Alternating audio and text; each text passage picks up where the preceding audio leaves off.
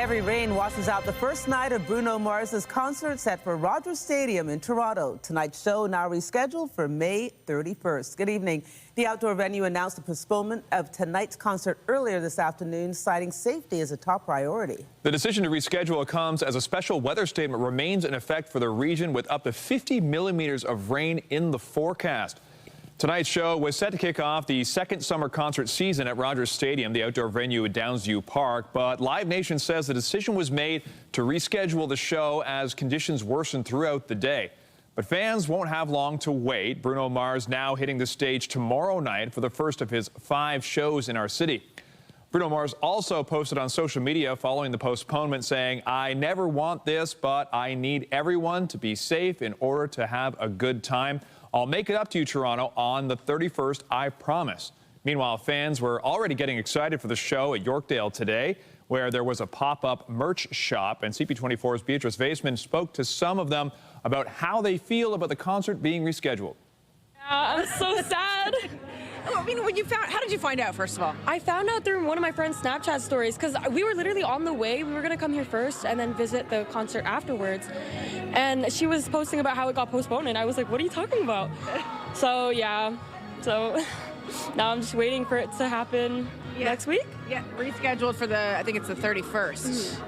Obviously, I'll be going to that one. Yes, I will be, but my mom's going to be away, so I'm going to go with my dad. Okay, I thought you were going to offer up a spare ticket here. I was like, if we need a date, I might be available for the Bruno Mars ticket. Once in a lifetime. Yeah. Why do you like Bruno? What is it about him?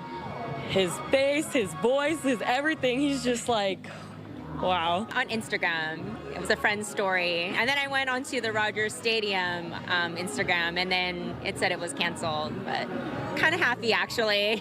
Tell me why. Because I don't like the rain, and it's raining really hard, and it's cold. All previously purchased tickets for tonight's show will be honored for the new date. Organizers say additional information will be sent directly to ticket holders through Ticketmaster and posted on the Rogers Stadium app. And when the shows do kick off, fans are being encouraged to take public transit, though there is no disruption on GO Transit to keep in mind when heading to the venue. There is no service at Downsview Park on the Barrie Line today and tomorrow, as well as the weekend of May 30th and 31st.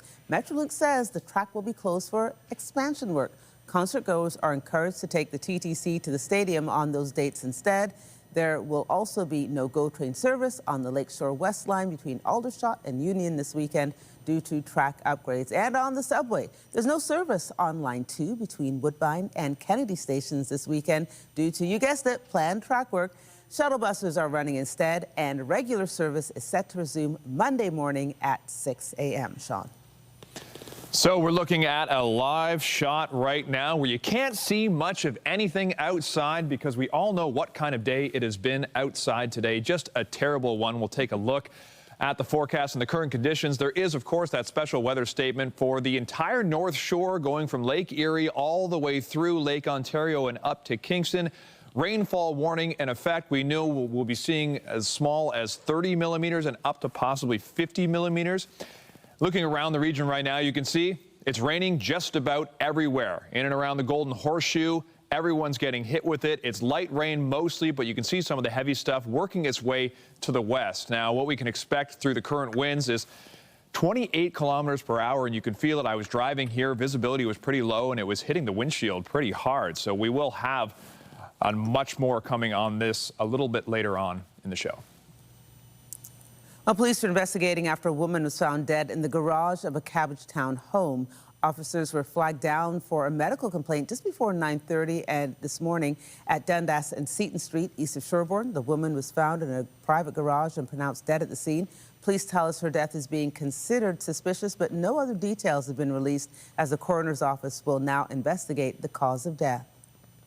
The parents of a 14-year-old girl missing for a week are asking for help to find their daughter. Esther was last seen shortly after midnight on May 16th in the area of Bathurst and Hotspur Road area, just south of the 401. That was about a half hour after she was seen in Earl Bales Park. We've since learned Esther is on the autism spectrum. Anyone who believes they've seen Esther is asked to call police immediately. There's also a dedicated QR code on the Toronto Police website, along with a phone number where information can be shared. Peel police have identified a suspect wanted in a deadly stabbing in Mississauga this week. A Canada-wide warrant has been issued for 28-year-old Jerome Edwards of no fixed address. He's wanted for second-degree murder and is considered armed and dangerous. He's known to frequent the Hurontario Street and Dundas Street area. On Tuesday, police responded to reports of a stabbing near Hurontario and Agnes Streets during the noon hour. Investigators say 2 people were involved in a physical altercation in a parking lot and the victim was stabbed. 32-year-old Che Wilson was pronounced dead at the scene, and anyone with information is asked to call police. Police now say the value of jewelry stolen during an armed robbery downtown 2 weeks ago has been appraised at more than $1 million as the search for suspects continues. Investigators have released these images of the pendant, chain, and watch. The jewelry was stolen on May 10th near Spadina and Bremner. Security video from the area shows 4 masked individuals running away just before 5 a.m. Police say a group of males approached people parked in a vehicle and held them at gunpoint before stealing the jewelry and then fleeing the scene in a blue Nissan Rogue. One victim sustained minor injuries. Anyone with information is asked to get in touch with investigators. In York Region, police say they've arrested a man who they believe was behind a series of bank robberies dating as far back as 2012. 43-year-old Almir Mujovic was arrested after the most recent heist in Markham back in January. Police have linked him to 4 other alleged robberies in York Region.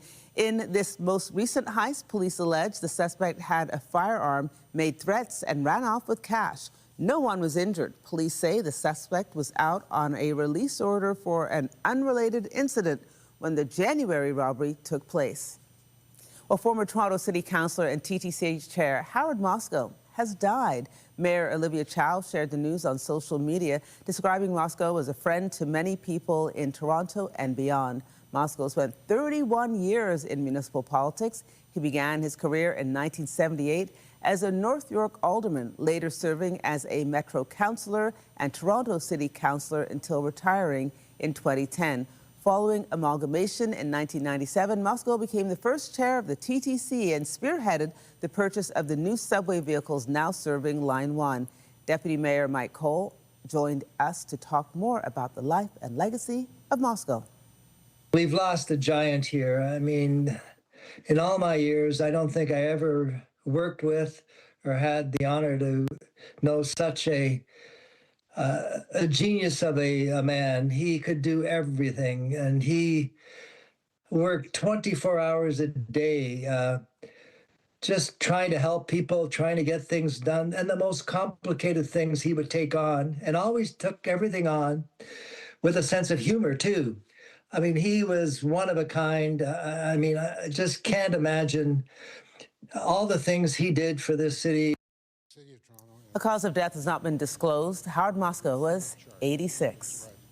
Well, the wet and dreary conditions outside made for a perfect day to stay indoors and explore some of the city's most iconic buildings. Doors Open Toronto is underway this weekend with more than 160 sites to explore, including a behind-the-scenes look at the CN Tower. Let's go to CTV's Janice Golding at City Hall, which also had its doors open to the public today. Janice, I hope you got to stay nice and dry today.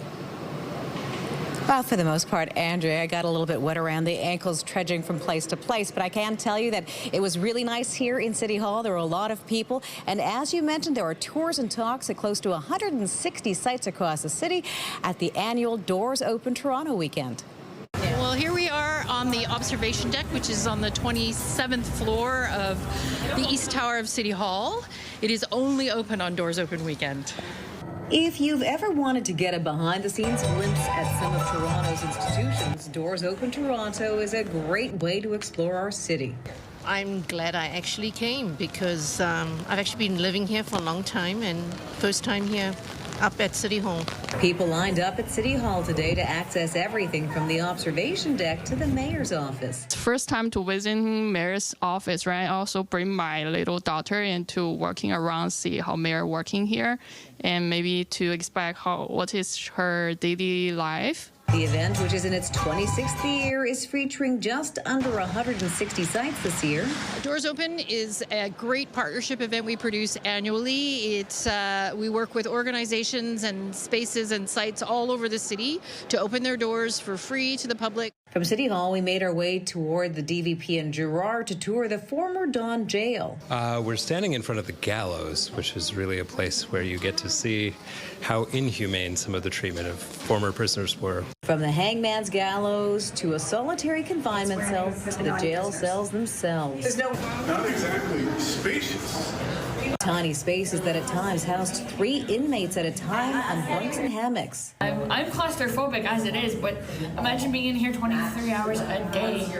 But the design of the park is such that we wanted to bring in the Icon Museum as well as the Party Center. Next stop, north along the DVP to Eglinton, where we arrived at the Aga Khan Museum. More than 1,200 Islamic masterpieces on display, from manuscript ceramics and textiles. It's spectacular. And I've seen a video that describes how it was made. It's incredibly painstaking, and the design, the work. Our last stop of the day, the world-renowned CN Tower, which opened to the public this year for the first time. But we are opening our doors to behind-the-scenes tours in spaces that have never been open to the public in the CN Tower's 50-year history. Visitors from far and wide got to check out the famous glass floor, 113 stories in the sky. I might not be able to sleep tonight. Hello there from the Philippines, and I'm here at CN Tower in Toronto, Canada. Yay! Anywhere from 200 to 250,000 people will pass through sites like these over the course of the weekend, sites that literally sprawl from one end of the city to the next. Doors Open is over for the day, but many sites will be open again tomorrow from 10 a.m. until 5 p.m. Reporting live, I'm Janice Golding. Now back to Sean. Thanks, Janice. Well, every suitcase that makes its way through a Canadian airport is x-rayed before it's put on a plane. But you may be surprised to learn that the agency in charge of screening luggage does not have a mandate to search for drugs. Here's W5's Avery Haynes with more. We've documented 4 separate cases of Canadians transporting a total of 100 kilos of cocaine through airports in Canada and the U.S. How is it that the Canadian authorities cannot find a suitcase full of cocaine? Nadiria's 19-year-old daughter is one of them. We're still in shock that she can pass through the airport with a suitcase full of drugs. The 4 are currently behind bars in Hong Kong, all claiming to be victims of a network that tricked them into delivering drugs. One recruit who didn't end up doing the trip says he was told airport insiders were involved in the scheme. We were told that the employees were actually paid off. We're concealing his identity because he's received threats. I was told that they take it and they bypass the scanner. We sent letters to more than a dozen other foreign drug mules jailed in Hong Kong. Some wrote back outlining how the airport corruption worked. When I was lining up to drop off the suitcase for departure, a man who works at the airport approached me to have me pass my suitcase to him. Many wrote about how they had to send selfies and photos of their bag at the departing airport, possibly for corrupt employees to identify people and bags they were paid to protect. This imprisoned Canadian writes, "I was told they had workers on the inside. My flight got moved one day because there was extra security watching the airports. They said my suitcase bypassed all scans at both airports." 9/11 changed the way passengers travel because of terror threats. Security experts like retired police inspector Dieter Boheim say there needs to be a similar reckoning for airport insider threats. If I can put 10 kilos of cocaine on an aircraft, I can use the same process and put 1 kilo of explosive on that same aircraft. It's a big concern for passenger safety. The Canadian Air Transport Security Authority, which is responsible for scanning luggage, says they will inform police if drugs are found, but that their mandate is to screen for aviation security threats, like explosives, and not drugs. Avery Haynes, CTV News, Toronto. And you can watch the full documentary tonight at 7 p.m. on CTV and the CTV News YouTube channel. The search for a missing BC actor has now turned into a homicide investigation. The remains of 45-year-old Stuart McLean were found in Lions Bay yesterday, and he was last seen on May 15th. CTV's St. John Alexander has the details. You got your puffball? and your death count. Stu McLean was a character actor, known for playing a wide range of roles in shows like Virgin River, Supernatural, and Arrow. His friends and neighbors say he was hoping for that big break. Stuart's a very decent, caring person, always friendly. Last Friday, May 15th, was the last time he was seen alive. Worried, his roommate called police 3 days later, and a search was launched. And it's like he arrived home and dropped his stuff and then vanished. That's McLean's neighbor of 15 years, Russ Micklejohn. I don't know if we'll feel any better when we hear the whole story. Probably not, because we've already imagined all those scenarios. Lions Bay is surrounded by the ocean and steep terrain. With the help of search and rescue, the 45-year-old's remains were discovered near his home. IHIT investigators are very experienced, and with all the available information that they've gathered to date, it leads them to believe that this was a homicide. Do you know of anyone who might want to hurt him? Absolutely not, no. And Mounties won't reveal why they believe he was killed, but are now trying to trace where he was and what he was doing before May 15th. I raised her $20K. His talent agency tells CTV News they are devastated and that McLean was a respected and admired actor. He will always be remembered for his kindness and humor. Oh, we're in shock. We feel really quite numb. We're not sleeping well. It's very disturbing. Police are expected to be here for some time, but Mounties believe this was isolated. The community is not at risk. St. John Alexander, CTV News, Lions Bay. A submarine built by a South Korean-based company arrived in BC today following a more than 14,000-kilometer journey. The sub has been shortlisted to replace Canada's aging fleet. CTV's Adrian Gobriel reports. As its fin pierced through the waters of the Juan de Fuca Strait, with the distant U.S. Olympic Mountain Passage painting a powerful canvas, the Republic of Korea's Navy made a pointed, picturesque arrival at CFB Esquimalt. We're in a different environment. We are in an environment where Canadians are taking sovereignty seriously. And this Republic of Korea naval vessel could be a key piece of defending Canada's future. The federal government is set to acquire up to 12 new submarines for the Royal Canadian Navy. The price tag is pegged at roughly $25 billion. The KSS-3 that's arrived here in Esquimalt, British Columbia, is built by South Korean shipping giant Hanwha, and it's on the short list to be selected as Canada's next-generation submarine. It has the range and endurance to manage the biggest ocean in the world. The CEO of Hanwha in Canada on hand today to make a strong pitch. This is about the most advanced conventional submarine that you're going to find anywhere on the planet right now.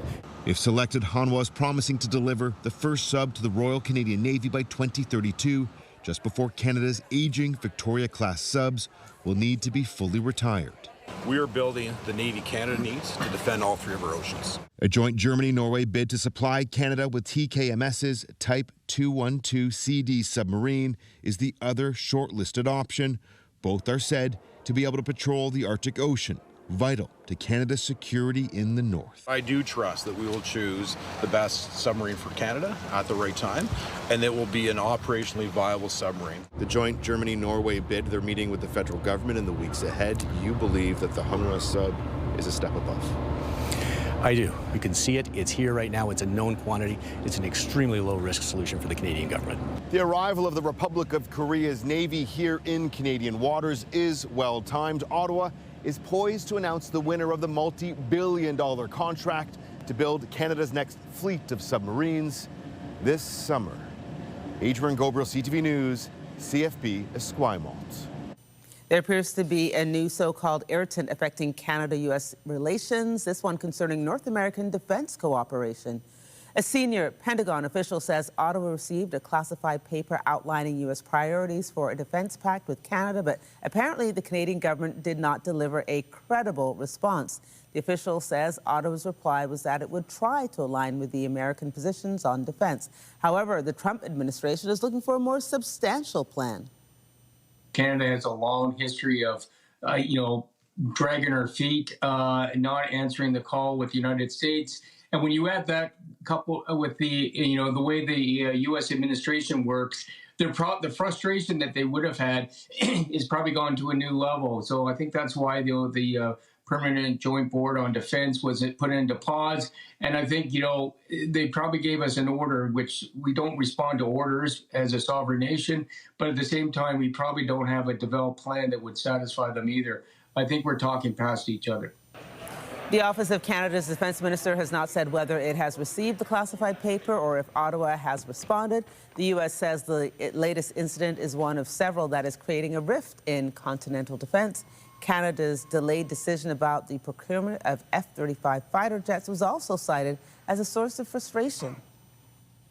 Alberta Premier Danielle Smith is defending her decision about a new referendum she feels has the potential to unite her province. In October, Albertans will be asked if they want to remain a part of Canada or start the process to hold a binding referendum on separation. CTV's Tim Birch has the details. Danielle Smith says it's really quite simple. We do not want this lingering around for 1 or 2 or 3 or 5 years, creating that level of uncertainty. People know on October 19th there's a choice to be made. That choice, should Alberta remain a province of Canada, or should the government of Alberta commence the legal process required under the Canadian Constitution to hold a binding provincial referendum on whether or not Alberta should separate from Canada? Smith says the former option would ideally end the separation conversation once and for all.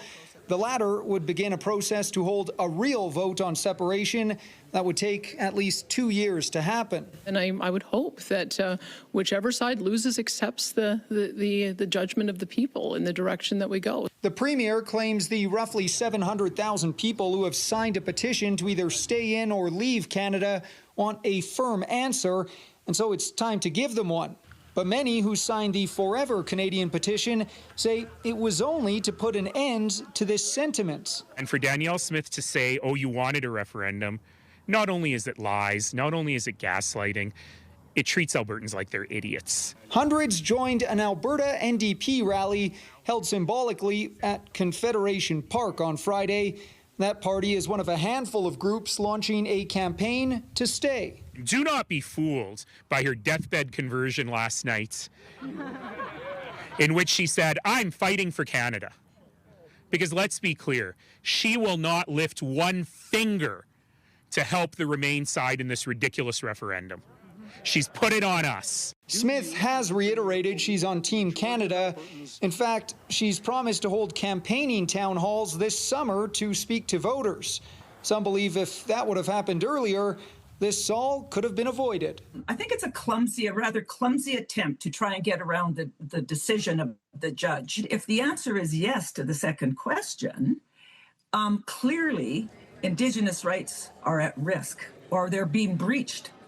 Tim Brooke, CTV News, Calgary. The latest now in the U.S.-Israeli war in Iran.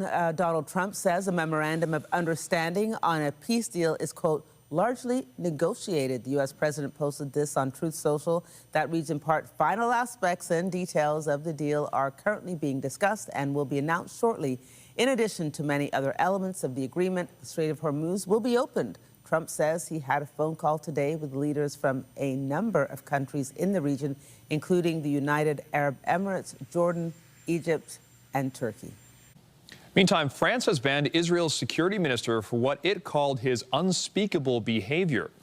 He released this video last week, prompting the French government to say it cannot tolerate its nationals being threatened, intimidated, or brutalized in this way. Some of the hundreds of activists who were detained in international waters while trying to reach Gaza were seen kneeling with their hands bound, some with their faces to the floor, and the minister was said to be taunting some activists.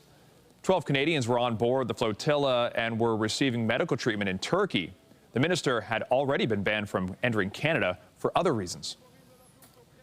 Uganda has confirmed 3 new cases of Ebola. That brings the total number of infections there to 5. That latest development as authorities step up contact tracing to contain the spread. The virus is suspected in the deaths of 177 people in the Democratic Republic of Congo, as well as nearly 750 suspected cases. The World Health Organization has raised the risk of a national outbreak there to very high and declared the outbreak an emergency of international concern. This specific strain of Ebola has no approved vaccine or treatment, but Scientists at Oxford University say a vaccine may be ready to be tested in 2 to 3 months. So typically it will take 5 to 10 years. We don't have that luxury here. So what we're trying to do is do many of the steps that are routinely done, do it in parallel. So we are working as hard and as fast as we can, and we've got some great partners globally, the Serum Institute of India, our on-site manufacturing facility, CBF. So we are getting the materials that we need. The vaccine uses the same technology that was developed by scientists in the UK during the COVID-19 pandemic. In Canada, passengers arriving at major ports of entry will be asked about their travel history and any symptoms that could be related to Ebola. Only people who have symptoms will be tested. That was the case with a person in Ontario recently, but the test came back negative. The risk to Canadians remains low. York Region health officials are sending out a warning about possible measles exposure on Tuesday. It may have happened in the emergency room at Richmond Hill's Mackenzie Health. A person who was there has tested positive for the virus. York officials say anyone who was at the hospital from late morning to the early afternoon should make sure they have 2 doses of the measles vaccine, and you should monitor yourself for any symptoms. If you have any concerns, you can contact York Region Health. In northern China, at least 82 people were killed in a gas explosion at a mine last night. 2 people remain missing and more than 120 others were hospitalized. The tragedy is under investigation. Local officials say there were serious violations of the law by the coal miners operator, but they did not elaborate. California has declared a state of emergency because of a damaged chemical storage tank. Efforts continue to cool off the tank amid fears it might rupture or explode. But the pressurized tank is gradually getting warmer inside. 40,000 people have been ordered to leave their homes. It overheated Thursday and began venting vapors into the community of Garden Grove. No injuries were reported. Back here at home, there's a slight reprieve at the pumps this weekend if you're filling up at the gas station. Prices dropped about 14 cents over the past 2 days in the GTA. CTV's Paul Hollingsworth has more on how much drivers are expected to save and how long the dip is expected to last. Every time Jordan Poole fills up, his reaction is always the same. I think, oh, there goes some more dollars in my bank account that I really would rather be putting somewhere else. Taxi driver Michael Tran says the high cost at the pumps is crushing his business. Lately, it's horrible. Now, finally, some good news. The price of gas is down across the country. The average decrease was 9 cents a liter. In the Maritimes, because of government pricing regulations, gas is more expensive compared to the national average. But Nova Scotians are still enjoying a drop of more than 3 cents a liter heading into the weekend. And they're likely to see another 4-cent decrease come Saturday on average. Diesel is also down. It all should be welcome news for drivers. In the grand scheme of things, no, because you'll end up paying it next week. His instincts are correct. On Sunday, I'm expecting anywhere from a 3 to 5 cent increase. According to McTagg, as long as the war continues and the Strait of Hormuz remains blocked, any drop in gas and diesel prices will be short-lived because of the strain on the oil supply. The world today is short 1.6 billion barrels. Dan McTagg has concerns the cost of oil could jump to $150 a barrel in the coming months, which would cause gas prices to increase by as much as 40 cents a liter at a time when Canadians are expected to be driving more during the summer season. Paul Hollingsworth, CTV News, Halifax. Still ahead on CTV News, we break down the day in Toronto sports, including the Toronto Tempo hitting the court tonight to take on their fellow expansion team. All the details just ahead.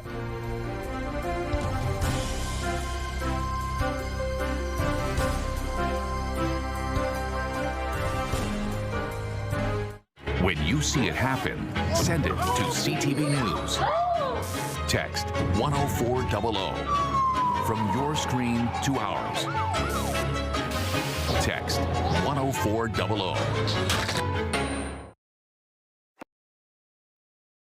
How was your driving today? Well, it wasn't the best, I gotta say. The rain was hitting me. It was very slow. It was just a brutal day to be outside. How about you? Yeah, I was coming down from the cottage, and it was just like, hang on for dear life. Yeah, if you see what's behind us right now, this is a shot of Bay Street that we've got. Usually the camera's showing Nathan Phillips Square. It's about the only camera that works for us right now because clouds have taken everything else up. The special weather statement remains in effect, but let's just take a look right now at the main forecast. And we can see what's going on. It's 7 degrees in Toronto, but if you go all the way up to Timmins, they're enjoying 22 degrees. So we really are in a, yeah, you heard me, Andrea, 22 degrees up in Timmins. Really weird spot we're in right now with single-digit temperatures in late May on a weekend. Remember last weekend, folks? That was nice. Okay. Looking at your outdoor concert forecast, doesn't matter. Bruno Mars canceled the show quite wisely because it's going to be 8 degrees and showers tonight with easterly winds 30 to 60 kilometers an hour. Imagine being in that for the show. You gotta really love Bruno Mars if you were going to do that. But he'll be back on the 31st for this one and another one coming tomorrow. But let's take a look at the overnight lows. Pretty close to seasonal, 9 degrees overnight. Those showers do remain, of course, because the special weather statement is in effect. And as we wake up tomorrow, we go to double digits towards the 9 a.m. hour. It gets to 13 degrees. Those showers are hanging around, but it's looking as though we could have a bit of a reprieve tomorrow. It will be rainy a little bit as we go through the day, but you can see the temperature goes all the way up to 21, which is exactly seasonal. A lot more than the 7 degrees we're dealing with right now. 3 times if you're into math, Andrea. And so it's going to be decent as we move our way through the day tomorrow. But as you can see, the forecast radar, some of that rain moving out with more coming in through the overnight and into Monday. It's going to clear up as we look at your 7-day forecast.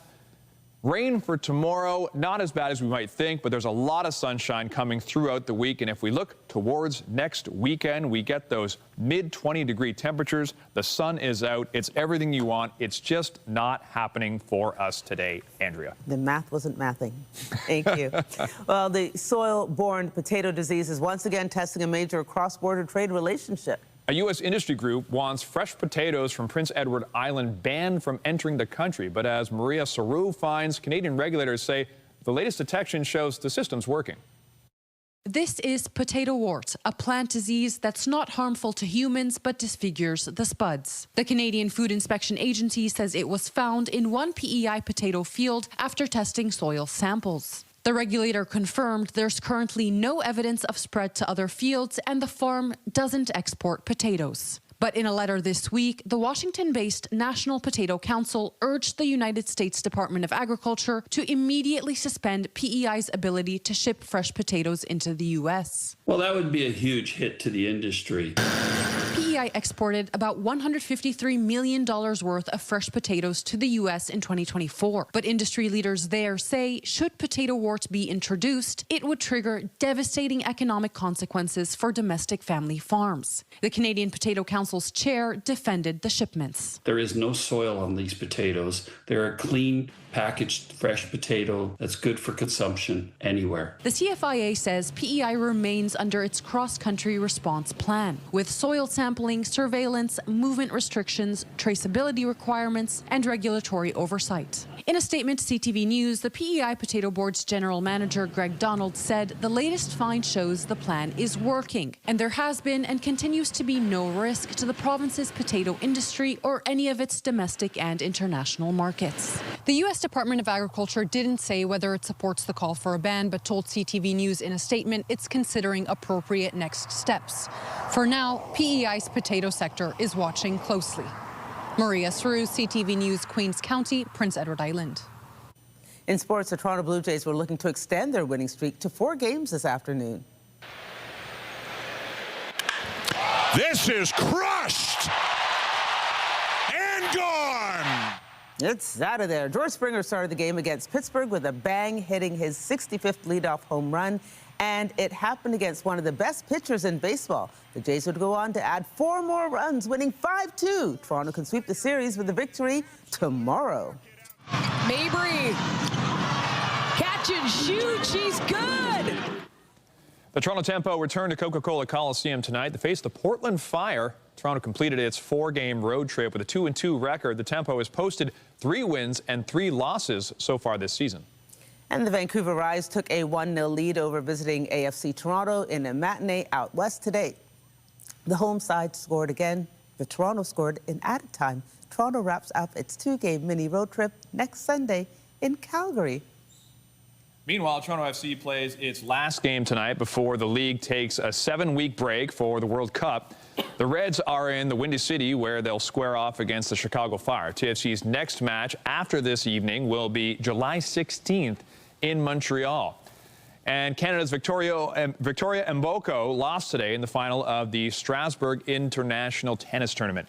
The top seed dropped a decision to American Emily Navarro, but the former Toronto resident doesn't have time to worry about the loss. Mboko begins her second French Open with a first-round match coming up on Sunday.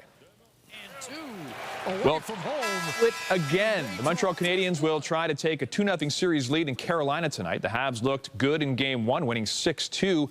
It was the first loss of the postseason for the Canes, who had a very long layoff before this series began. Still ahead, we break down the growing backlash to new federal rules that will require streamers to increase their support for Canadian content.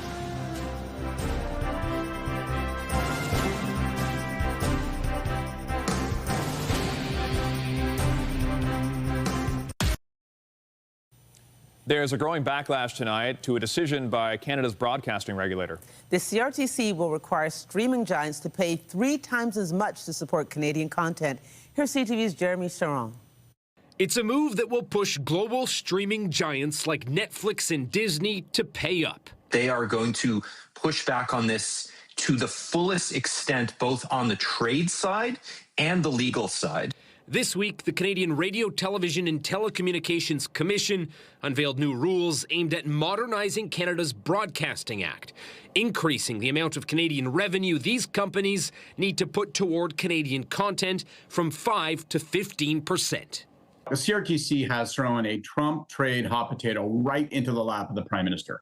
In a social media post, the U.S. ambassador said the decision is making a bad situation worse, accusing the CRTC of putting up new discriminatory trade barriers. While the Motion Pictures Association, which represents the streaming giants, claims the move violates the free trade deal between Canada and the U.S.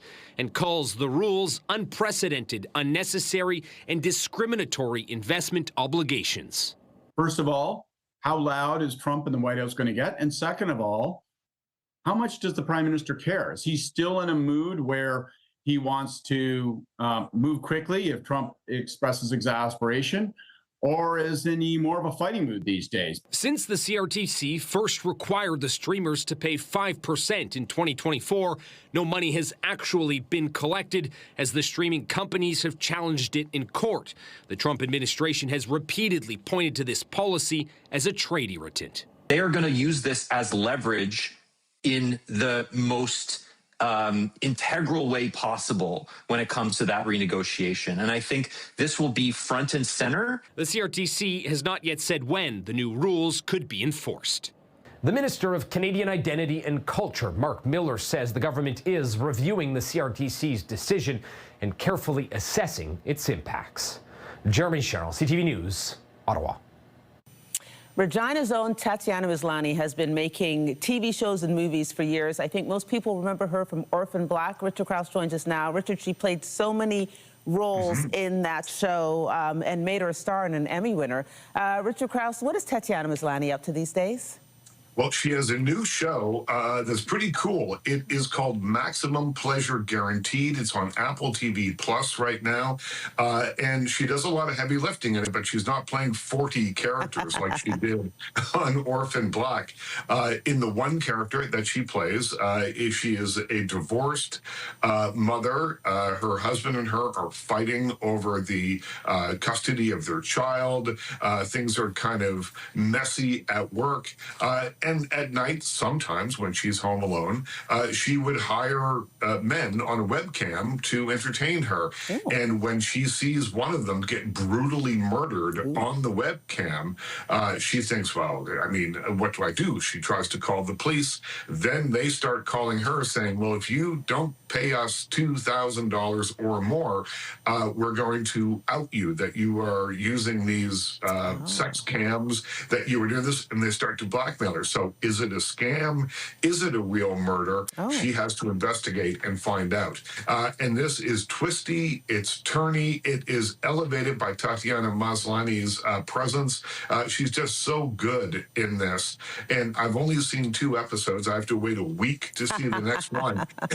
And I don't really want to. It's one of those shows, I think, like Widow's Bay, which is a new show that I'm also watching, that I just want more all the time. This one's called Maximum Pleasure Guaranteed, and it's on Apple TV Plus right now. Well, you should watch something like Off Campus. That's what I'm watching right now, and they have all the episodes at once, so I'm just burning right through that, which I said I wouldn't watch it, but I'm totally hooked. Okay, so I watched the trailer for I Love Boosters, and I was upset because it showed young women robbing stores, and I thought, I hope this doesn't encourage people to do it. So I'm only talking about I Love Boosters with a caveat, Richard. Don't go out and do this, people. Take it away, Richard. Nope, shoplifting is bad. It is bad. Boosters is another name for shoplifters. Kiki Palmer, who is so good in this, so charismatic, so funny, so great. She plays the head of a team of boosters who steal really super high-end clothes designed by this designer, played by Demi Moore, and they resell them in their neighborhood for, much dramatically reduced prices.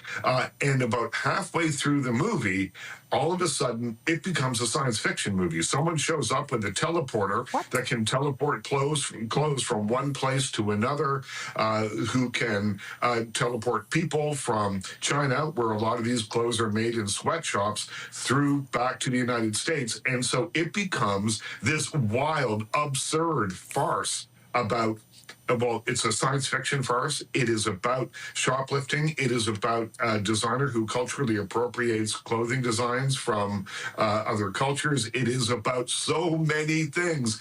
And yet it stays funny. It stays unpredictable. And it's one of those movies that I defy you to tell me what's going to happen in the next scene, because I guarantee you, you won't know. It's directed by a guy called Boots Riley. And this guy just lets his imagination run unfettered. Amazing. It's called I Love Boosters, and I loved it. It's in theaters right now. Wow. Well, Richard, you may have convinced me to get past the boosting and watch this film. Okay, so at 11:30, there's one film that a lot of people are talking about from the Star Wars. Is it Star Wars? Anyway, from that sci-fi, franchise. But it's not getting great reviews, so I'm interested in hearing on what you have to say about The Mandalorian and Grogu at 11:30. Thanks, Richard. Thank you. Coming up, going for a Guinness World Record. Hundreds braved the rainy conditions to play some human foosball. Did they meet their goal? We'll tell you after the break.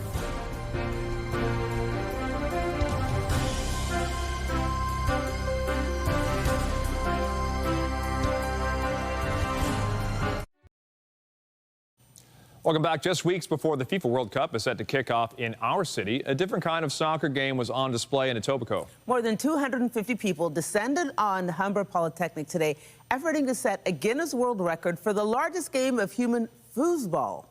Well, there you have it, everyone. What an amazing day and a win for all of Ontario!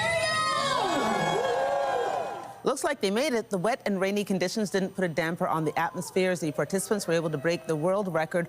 Over 250 players held onto the bar in front of them, all while trying to kick the ball. The event, organized by OLG, is also meant to help grow and support local soccer and communities across the province. It was incredible. Obviously, the conditions weren't ideal, but I think it made it more fun, and it brought us together, and we're in the books, baby. It's amazing. Why did you want to be a part of this? I mean, it's a pretty unique thing. I think it's a sense of community, right? All of us coming together for one common cause, and obviously to build up momentum and hype for what's to come this summer, and it's just a great way to kick it off. What's incredible? What's incredible? First time doing this was amazing. Thank you so much for everything. Vibes were amazing. We all came out, showed up, we accomplished. Big day for us. And as you know, as part of this, we're supporting an effort to bring on 5,000 new soccer coaches, 6,000 new match officials over the next 2 years across Ontario. So it leaves a nice legacy for the province. An official with the Guinness World Record was on hand to witness the event, giving it the thumbs up. I wonder what the number was before the 250 people played foosball today. Doesn't matter. It's broken. It's done. Speaking of broken, our weather, man, look at the waves in Lake Ontario right now, as it's just been a tough day to be outside. I hope everyone stayed inside, looking at that special weather statement that seems to just be in effect now for the Golden Horseshoe, but going all the way up to Kingston, all along Lake Ontario. And if we look at the satellite radar, boom, all of southern Ontario seems to be gripped with this rain that's relentless. It's not letting go of the province, but it will get better, folks, as we look. It's still single digits in the area. Toronto sitting at 7 degrees, Hamilton 8 degrees. It gets warmer towards London, 13 in Windsor. And if you remember from earlier, it was much warmer way up in Timmins. Looking tomorrow at a glance, it's going to get all the way up to 21 degrees. It's a bit of a nicer day tomorrow, but the really good stuff starts later next week, Andrea. Fantastic. Thank you, Sean. Well, be sure to join us tonight at 11 for the CTV National News with Heather Butts, followed by our next local newscast at 11:30. In the meantime, our coverage continues anytime on CP24 and online at ctvnewstoronto.ca. All the hardworking people in front of and behind the camera, thanks for watching. Have a good night. I'm Andrea Case. I'm Sean Leathong. Good night. Night.